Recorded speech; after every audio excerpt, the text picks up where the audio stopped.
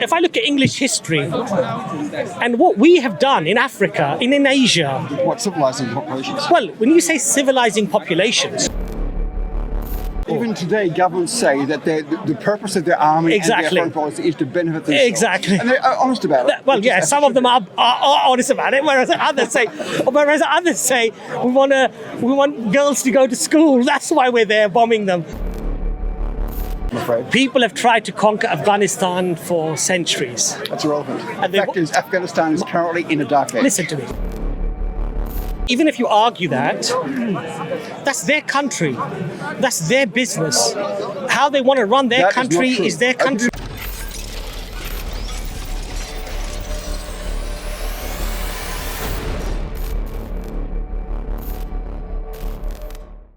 Look, if you look... You divide the world into the House of War and the House of Islam. What does that mean? Look, the point here is this. We have had, throughout Islamic history, episodes where there are some people who have been the way you're describing. And then we've had over 800 years in Spain where the Jews and the Christians and the Muslims lived harmoniously together, to the extent that when the Christian crusaders from the north came down, the Christians and the Jews asked the Muslims if they could come and reside with them in North Africa. And even today you find Jews in Morocco. So, because the Christians that were living harmoniously with the Muslims were seen as traitors by the invading crusaders that were coming from the north, because they were seeing them as colluding with the enemy, as it were. So out of fear of reprisal, the Christian and the Assalamu alaikum, the Christian and the Jewish communities, many of them, left with the Muslims to reside in North Africa. So I'm not saying it was always rosy. I'm not saying people always behaved according to the tenets of Islam. But yes, of course, there were people who behaved very badly, very un-Islamically. But that wasn't my question. My question was, do you understand the distinction between the House of Islam and the House of War? What House of, sorry, what? House of Islam and the House of War. War? That distinction, where is that? Is that the Sunnah or is it in the... According to Islam and the general understanding, Islam has the opportunity to do expansive war. And it also has the ability to form treaties and live peacefully. And it has, and it's incumbent upon the rulers who have the treaties not to be treacherous. You can't break the treaty, even with a non-Muslim. Even with a non-Muslim. So if I have a treaty with you, Greg, I'm not going to attack your people. Your people are safe here. You can do this here. And then suddenly I think, ooh, you know what? He seems a bit weak because he was fighting those people over there. He's going to topple.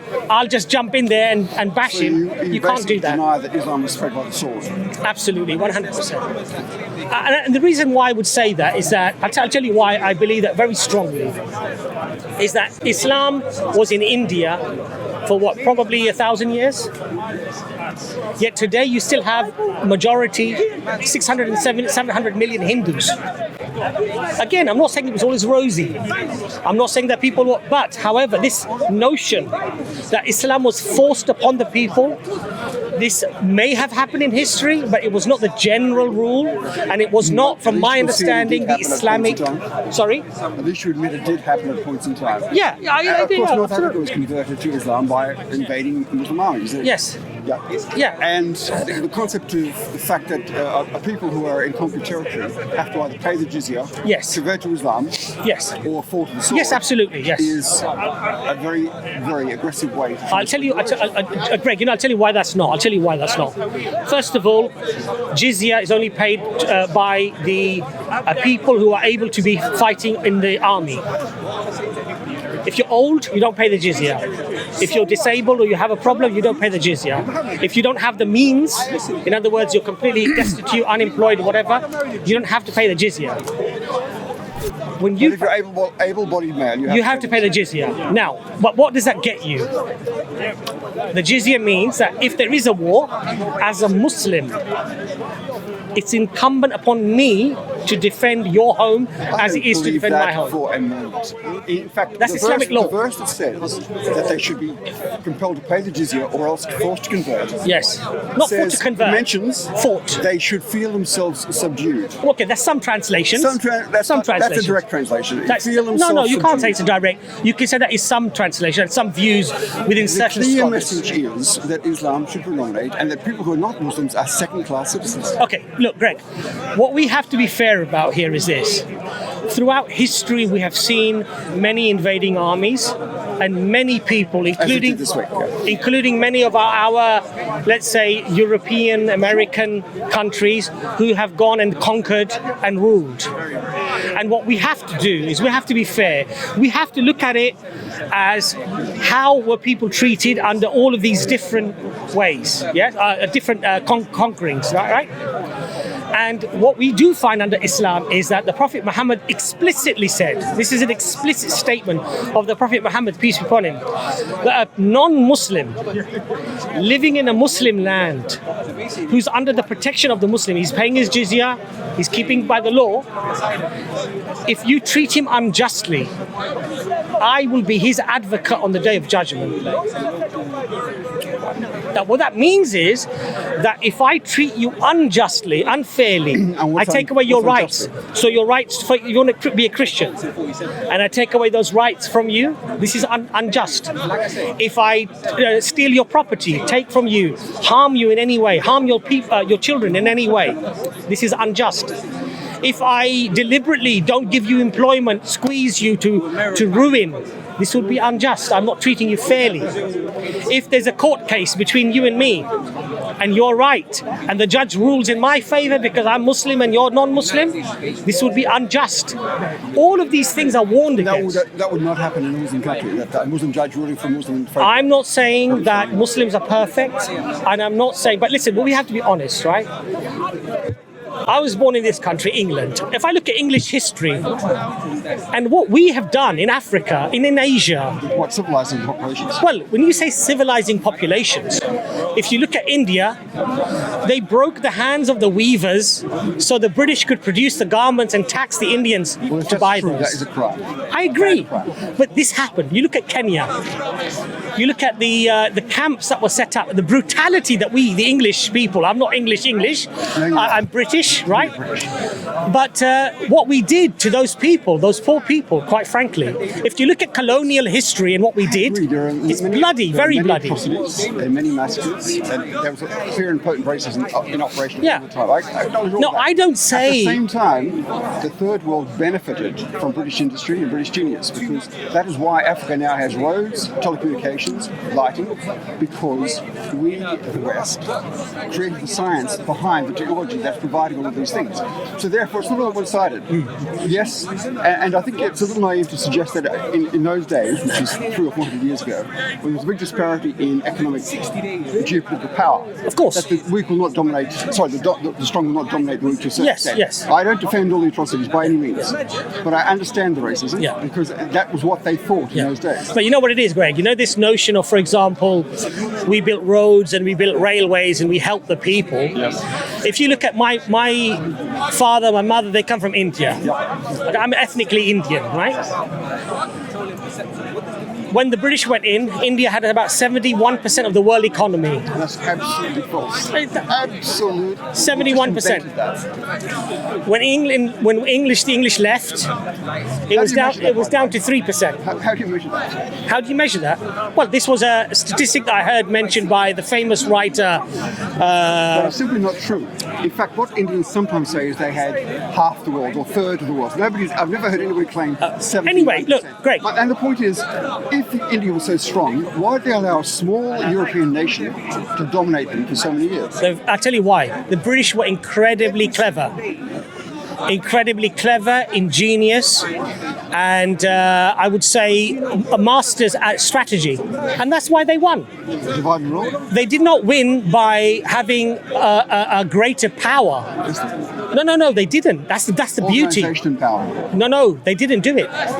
If the Indians had revolted against the English invasion, they would have destroyed them. So why didn't they? Because the English were very, very clever the way they strategically moved into India. So they were I'll tell you what they did. Were they smarter than the Indians, then, were they? They were certainly smarter than those people who were the rulers at the time. I'm just teasing you. No, they were.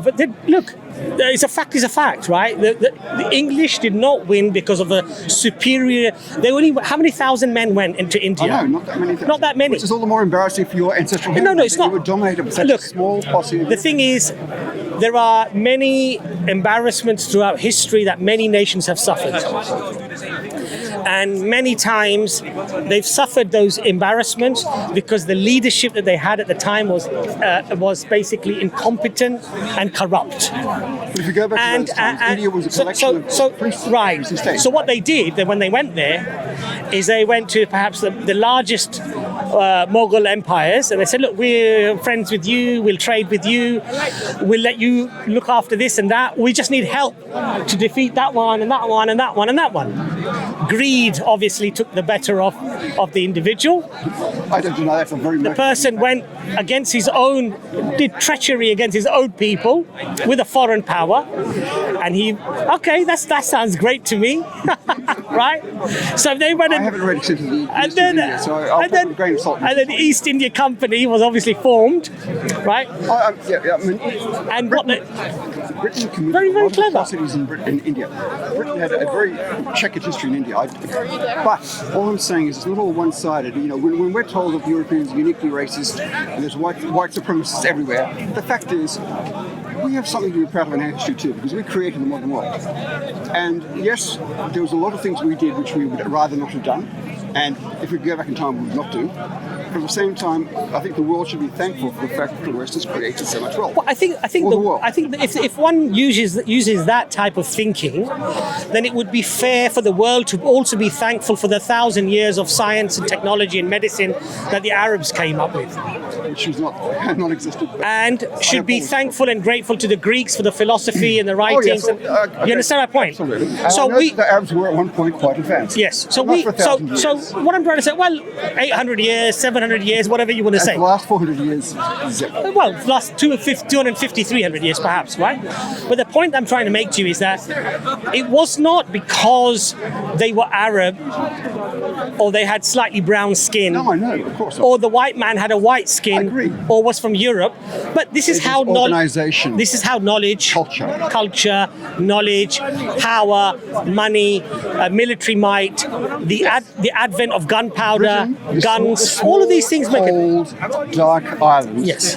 Led the world in the Industrial Revolution. I totally agree. Led the world in science. I totally agree. For hundreds of years. Look, there are lots of things the West should celebrate and feel good about. I totally agree. And technology, science, the Industrial Revolution. I love watching those programs. I love watching those programs of how teapots and China was made in England after they looked at the Chinese and how meticulously, he went through what temperature and how long. And after months and months and months of trying different things, he comes up with a perfect English China, right? I admire people like that. That's industry. In fact, it was interesting that up until the 15th century, China was well ahead of That's Europe. Right. In That's right. Every respect. That's right. However, China did close itself up from the rest That's of the world. right. Europe continued to develop. And Right. also the fact that Europe had a lot of independent states that were competing with each other Yes. inspired them to be more Yes. proactive in terms of developing war technology which could be for warfare Right. and the economy. Right. So there's lots of things to celebrate. Sure. And there are lots of things that perhaps when we look at our colonial expansion and the supposed benefits that we created, what we have to realize is one or two things, I think. Number one, our intention, first of all, was not to benefit the people, but in fact was to benefit ourselves.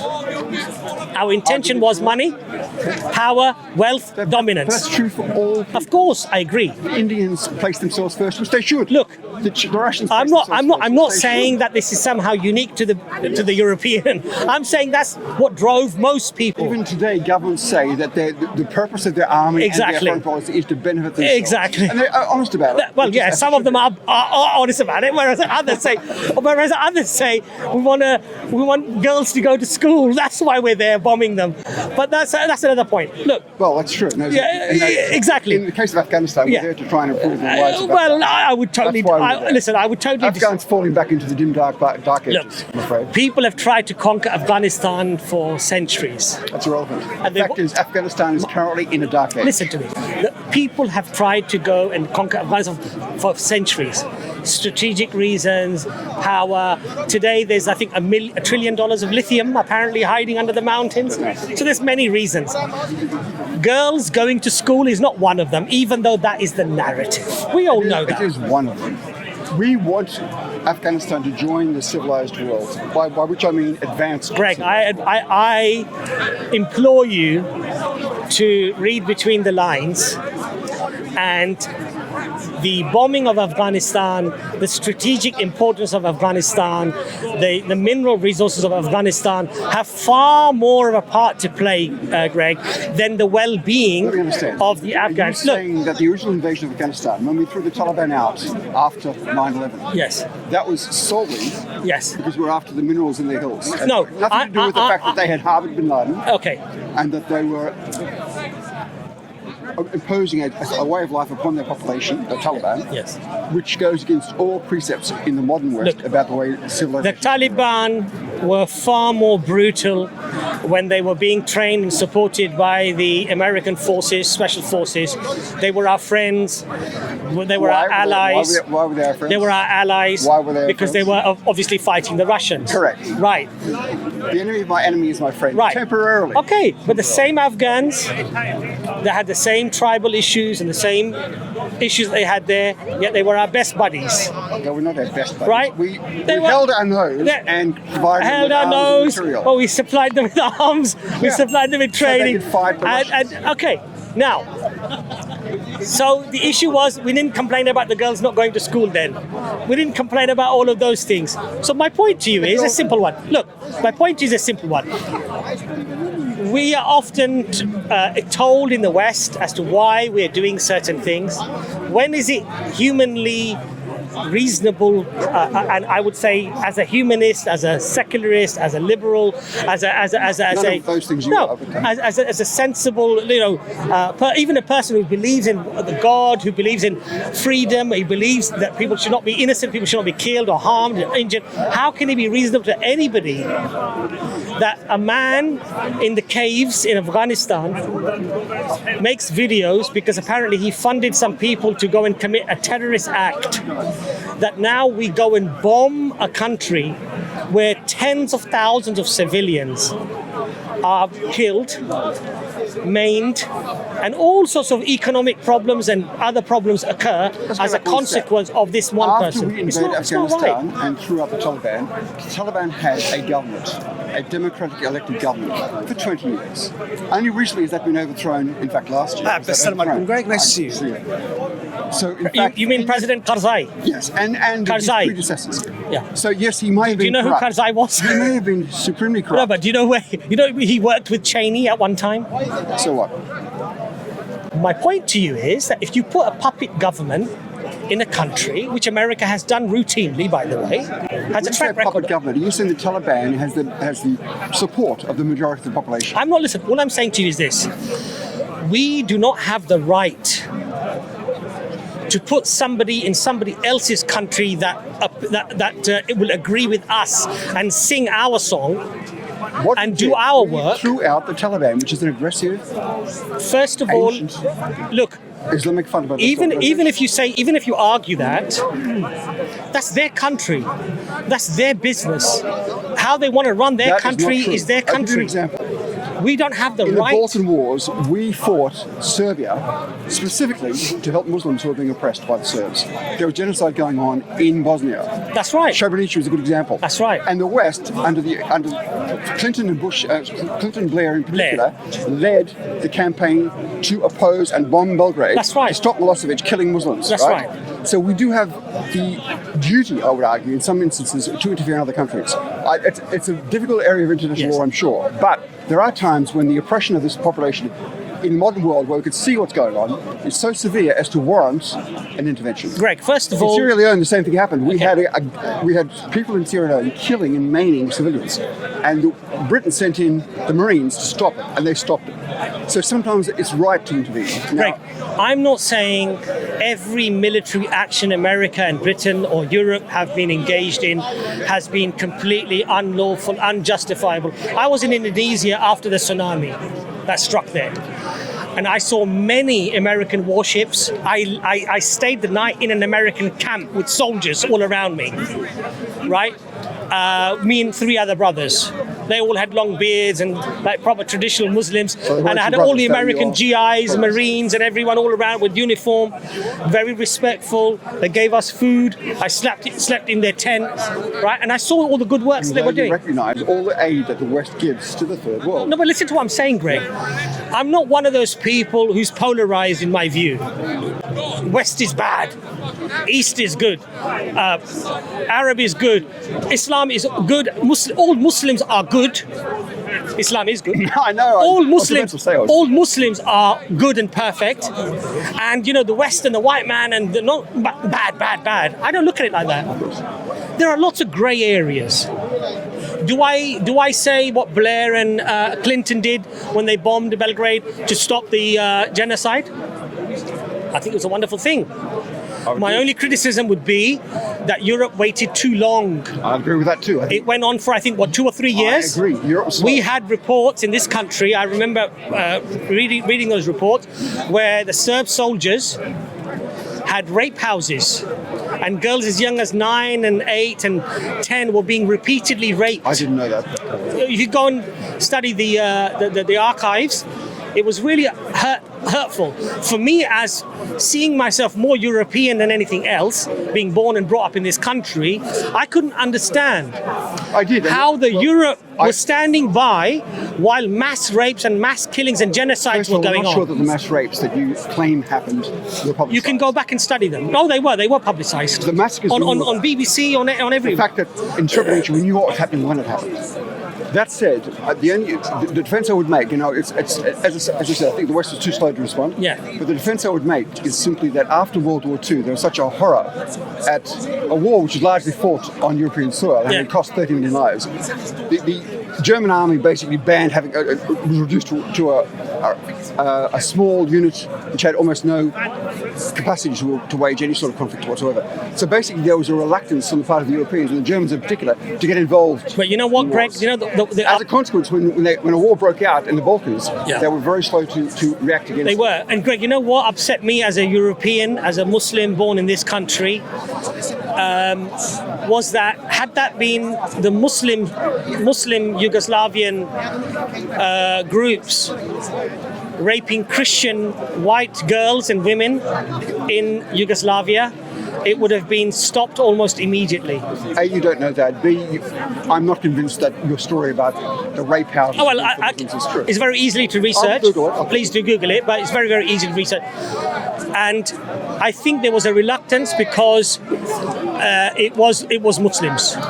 However, I would still say, Greg, that the actions by European Muslims, in other words, they weren't even ethnic Arabs. No. A lot of these people were basically ethnically the same as the Serbs. Same, exactly. They had been converted to Islam when the Ottomans came in. That's right. And as a consequence, it wasn't even a racial thing. Yeah.